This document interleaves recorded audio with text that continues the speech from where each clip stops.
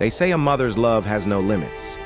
But what if I told you a mother once sold her own daughter, simply because she thought she was too ugly to be loved? Imagine a little girl, dragged through the dust by the very woman who gave her life, crying and begging, but no one listened. And the person waiting at the other end? A rich, barren woman, desperate for a child at any cost. What followed wasn't just betrayal, it was the beginning of a nightmare that shook everyone who heard it. Because sometimes the ugliest faces hide the purest hearts, and the cruelest betrayals come from those closest to us. From the moment she opened her eyes to this world, the girl carried a curse she never asked for. Her skin was darker than her siblings, her features not soft or admired, and her mother's heart turned cold the day she first saw her.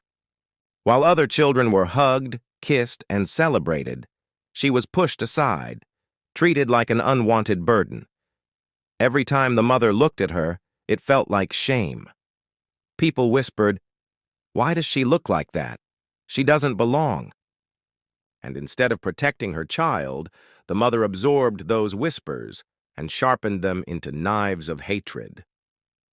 The girl grew up starving for affection, clinging to the hope that one day her mother would smile at her, hold her hand, or call her my daughter. But that day never came. Instead, she became the invisible shadow in her own home, always the last to eat, always the first to be blamed. Her tears were ignored, her silence mistaken for weakness. And yet, deep inside, the girl carried something extraordinary. She endured the cruelty without complaint, still obeying her mother, still dreaming of love she might never receive. But for her mother, patience had run out, poverty pressed hard on her shoulders, and bitterness blinded her. When whispers reached her ears about a rich, barren woman searching desperately for a child, any child, something twisted awoke inside her. A thought more dangerous than hunger, more poisonous than shame. What if I sold the one child no one wants? What if I turned her ugliness into gold? That single thought would soon set into motion a betrayal so deep, it would scar every life it touched. The plan began in silence, hidden beneath the mother's bitter smiles. She watched, her daughter with eyes that no longer saw a child, but a transaction. Every tear, every sigh, every lonely glance the girl cast at her mother only hardened her heart further. Love had long been replaced by calculation. And when word finally came that the barren woman had arrived in the town, wrapped in silks and jewels, the mother's decision was sealed.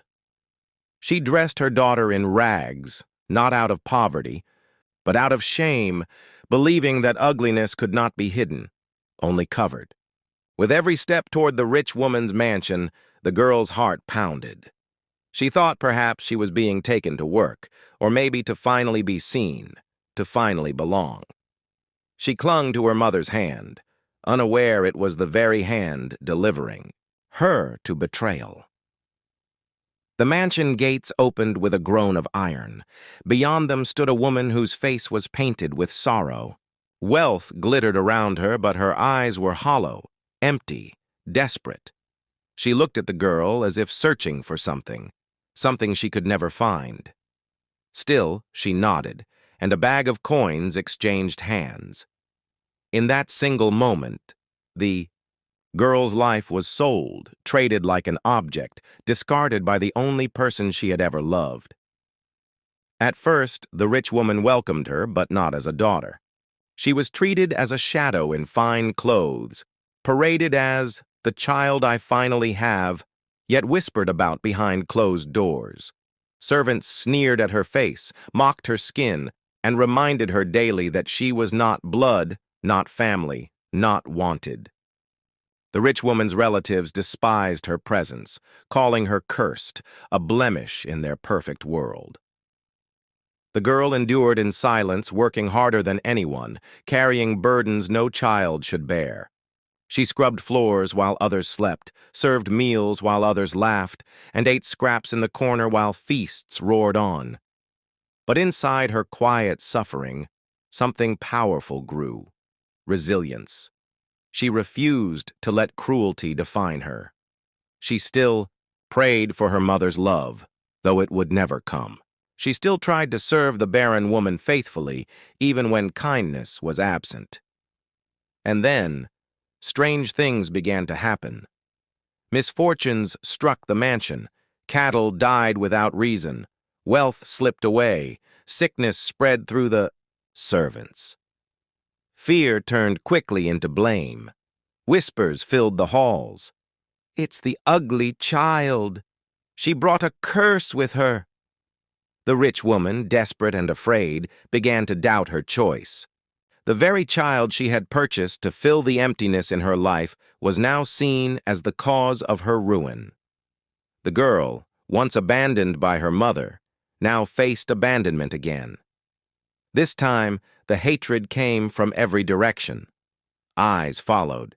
Her with suspicion, doors slammed in her face, and prayers were whispered against her name.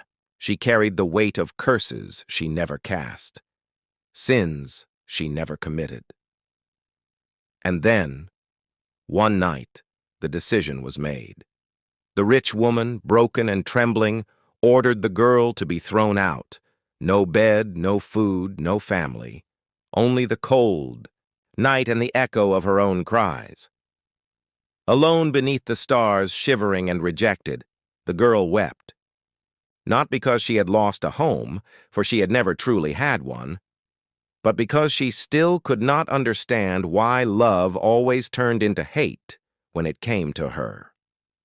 But what no one realized was that fate had already begun to turn. The girl's suffering was not the end of her story. It was the fire that would reveal who she truly was, and soon the world that called her cursed would beg for the blessing hidden inside her. The night was merciless. The girl wandered barefoot, her stomach hollow, her body weak, her heart shattered beyond repair. Yet even as she stumbled through the darkness, she whispered prayers, not for herself, but for the woman who had cast her out. She prayed that the rich barren woman might find peace, that her sickness might heal, that her soul might not drown in despair. Hours later, back in the mansion, the barren woman's condition worsened. Fever raged through her body, her breaths shallow, her cries echoing through the halls. Doctors came and went, charms were hung on the walls, sacrifices were made to chase away the so-called curse, but nothing worked. Fear consumed the household. Servants whispered that death was near, and her relatives prepared to divide her wealth before the grave was even dug. But then, a discovery shook the very foundation of their belief. Hidden inside a wooden chest near the woman's bed were small bundles of dried herbs, carefully tied together, alongside jars of water mixed with crushed roots. The old caretaker, with tears in his eyes, revealed the truth. It was the ugly girl who had been collecting these herbs daily. She had been sneaking into the forest at night, risking her life against snakes and spirits just to bring back medicine to ease the woman's pain. The barren woman's eyes widened in horror. The child she had abandoned to the cold, the one she had accused of curses, had been the only soul fighting for her life. The fever burned her body, but guilt burned deeper. She called out for the girl, but there was only silence. The child was gone, cast out like waste. At that moment, the barren woman's mansion became a prison of regret. Every coin she had paid, every cruel word spoken, every moment of hatred replayed in her mind like a curse she had written for herself. She realized the truth too late. It was never the girl who carried misfortune. It was her own greed. The climax of her guilt came when she cried into the night, begging the gods for one more chance. One chance to undo the betrayal that had condemned her heart. But the question remained, would the girl ever return? And if she did, would forgiveness even be possible? Days turned into weeks. The Barren woman, now frail and haunted by guilt, sent messengers across villages, searching for the girl she had cast away. But no one knew where she had gone. Some said she died in the forest, others claimed spirits had taken her. Every night, the woman wept, her wealth useless, her mansion empty, her heart heavier than chains. Then, one morning, news spread like wildfire. A young woman was caring for the sick and the poor in a nearby settlement. She had nothing of her own, yet she gave everything she had. The Barren woman rushed there, trembling, her pride shattered. And there she saw her, the same girl, thinner and scarred, yet glowing with a strength that no one could deny. She was surrounded by people who looked at her not with disgust, but with gratitude, because she had saved their lives with the same herbs she once brought to the mansion. The Barren woman fell at her feet, begging for forgiveness, offering gold, jewels, land, anything to erase her crime. But the girl only looked at her with quiet eyes. She spoke no words of revenge, no cries of hatred. Instead, she turned away, continuing to care for the sick. For her, forgiveness was not spoken, it was lived. She would help the woman if needed, but she would never call her mother again. That bond had been broken forever. Years later, fate brought another twist. The poor mother, the one who had first sold her own child, lost everything. Her beauty faded, her wealth vanished, her children abandoned her. Starving and desperate, she stumbled into the same settlement where her daughter now lived. For the first time, shame replaced arrogance as she fell to her knees, begging for food. The daughter looked at her long and hard.